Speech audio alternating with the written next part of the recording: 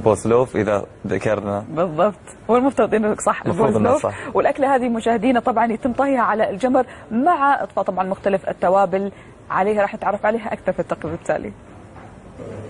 رؤوس الشاة هذه لا يستغني عنها الجزائريون في الكثير من الأحيان عند تقطيع أجزاء الخروف، فهم يجتهدون ويكدون لتحضير طبق البوزلوف. يتم تشويط أي شوي رأس الشاة بواسطة النار إلى أن يصبح متفحما، ومن ثم تنظيفه بالماء الساخن لإزالة جميع الشوائب منها. يقطع رأس الشاة إلى قسمين من أجل حشوه بمجموعة من التوابل كالقصبر والفلفل الأسود والأحمر والكمون والثوم، ودهنه بالزبدة البلدية، على أن يتم تزيينه بباقة من البقدونس لإضفاء النكهة عليها. يتم لف رأس الشاة في ورق الألمنيوم وطهيه على الجمر لمدة نصف ساعة فقط، إلى أن تنبعث منه رائحة الشواء المميزة والخاصة بطبق البوزلوف، الذي يحظى بشعبية واسعة لدى الجزائريين، إذ يتناولونه عن طريق تقطيعه بواسطة الأيدي.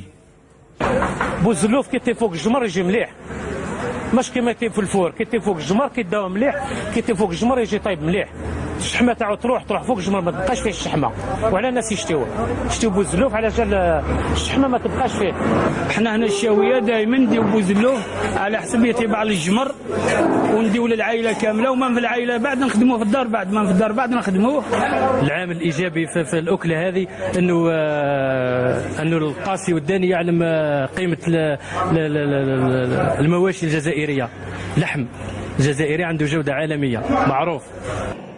البوزلوف هي إحدى تقاليد الطبخ العريقة عند الجزائريين التي توارثوها عن أجدادهم منذ عقود طويلة، ولكنهم بقدر ما يسعون للحفاظ على خصوصيته بقدر ما يعملون على تلقين أبجديات تحضير هذا الطبق الشعبي.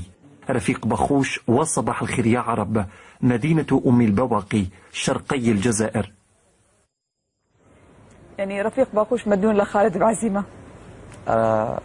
يعني التقرير السابق كان بلس 18 وكان لازم نحط تنويه عشان القلوب يعني الرحيمة. بس عادي، بس في اشياء احنا ما نشوفها، يعني ناكلها بس ما نشوف كيف يتم ذبحها وسلخها ثم طهيها، ولكن هي شفناها على الهواء يعني بحري، شفنا كل شيء عادي، مو مشكلة. على العموم مشاهدينا باكا باكا تذكرين درب الزلك باكا ايام قبل يسوون مشروع، قال بس ما نقدر نكتب باكا، شو نكتب باكا، كنسلوا المشروع.